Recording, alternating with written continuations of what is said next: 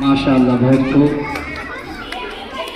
और मेरे बच्चों, तुम लोगों से मेरी गुजारिश है कि जिस तरीके से अभी जितने बच्चे स्टेज पर आकर कुछ लोगों के सामने अपना हुनर को पेश किया है, अपनी महारत को दिखाया है, तुम लोगों से भी गुजारिश है कि तुम लोग भी इसी तरीके से मेहनत करो और आइंदा कभी प्रोग्राम हो तो तुम लोग भी अपने फन को, अपने हुनर को और अपने काबिलियत को, इजहार को जाहिर करो आवाम के सामने। अपनी जान की दुश्मन को अपनी जान कहते हैं, हम अपनी जान की दुश्मन को अपनी जान कहते हैं। मोहब्बत की इसी मिट्टी को हिंदुस्तान कहते हैं।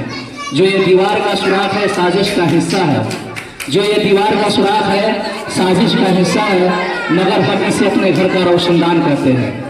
जो दुनिया को सुनाई दे उसे कहते हैं खामोशी, जो दुनिया को सुनाई दे उसे कहते हैं खामोशी, और जो आंखों में दिखाई दे उसे तूफान कहते हैं। और हमारी ज़बान अगर कटती है कट जाए, ज़बान अगर हमारी कटती है कट जाए, हमें जो कुछ भी कहना है ऐलान कहते हैं। और मेरे अंदर से एक एक करके सब कुछ हो गया रुखसत, मेरे अंदर से एक एक करके सब कुछ हो गया रुखसत, मगर एक चीज़ बाकी है जिसे इमाम कहते हैं। चलिए मैं अपनी बातों को खत्म करता हूँ और इसके बाद मैं मौलाना को दावत देता हूँ। मौलाना आएंगे और आप लोगों के सामने। वतन की इज्जत व नामूस हम लुटने नहीं देंगे, वतन की इज्जत व नामूस हम लुटने नहीं देंगे। तिरंगा शान है अपनी कभी झुकने नहीं देंगे, तिरंगा शान है अपनी कभी झुकने नहीं देंगे। और इस शेर में एक शिकवा है और एक शिकायत है, और किससे शिकवा है वो समझते हैं। वतन की आबरू पे वो अभी भी जान दे देंगे, वतन की आबरू पे वो अभी भी जान दे देंगे, जिन्हें कुछ लोग इस देश में बदनाम करते हैं, जिन्हें कुछ लोग इस देश में बदनाम करते हैं। और आखिरी शेर, दिल से निकलेगी न मर कर भी वतन की उल्फत, दिल से निकलेगी न मर कर भी वतन की उल्फत, मेरी मिट्टी से भी खुशबुए वफा आती है, मेरी मिट्टी से भी खुशबुए वफा आती है।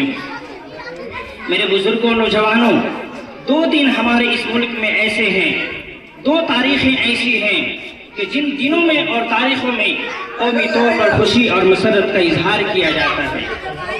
किसी भी धर्म से ताल्लुक़ रखने वाले लोग हों, किसी भी मजहब से ताल्लुक़ रखने वाले लोग हों, किसी भी बिरादरी से ताल्लुक़ रखने वाले लोग हों, अगर वो हिंदुस्तानी हैं और भारतीय हैं तो 15 अगस्त की तारीख खुशी के तौर पर मनाते हैं, और 26 जनवरी में भी खुशी और मसरत का इजहार किया जाता है।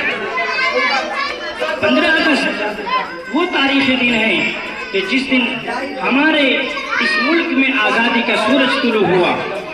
हमारे इस मुल्क में बसने वाले और हमारे अकाबिर, हमारे पूर्वज और हमारे देश की महान शख्सियतों के बलिदान और कुर्बानियों के नतीजों में, जद्दोजहद खिदमत के नतीजे में अंग्रेज अपना बोरिया बिस्तर बांधने पर मजबूर हुए और इस मुल्क में उनकी गुलामी से निकलकर आज़ादी की फिजाओं में जीने का मौका मिला।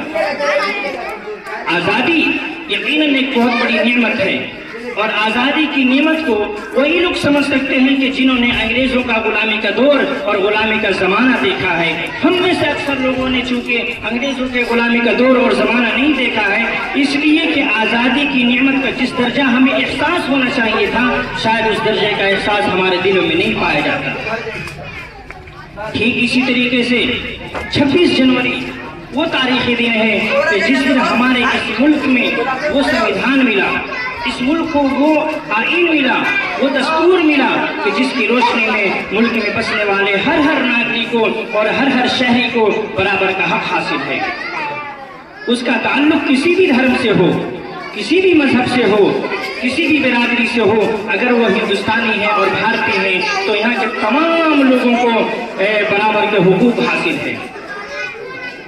यकीनन हिंदुस्तान का आईन, भारत का दस्तूर, भारत का संविधान ऐसा मिसाली और बेनज़ीर आईन है कि जिसको दुनिया के नक्शे पर एक अलग इम्तियाजी और नुमाया मकाम हासिल है।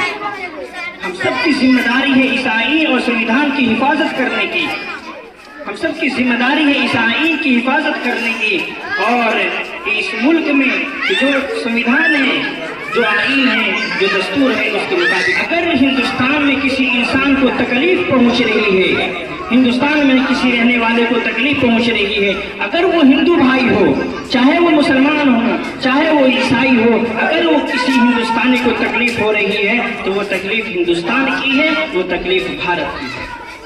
हमें अपनी इस जिम्मेदारी को समझना चाहिए और इस आईन और दस्तूर और संविधान की हिफाजत करनी चाहिए। मैं अपनी इसी चंद बात पर अपनी बात खत्म करता हूँ। जय हिंद, जय भारत।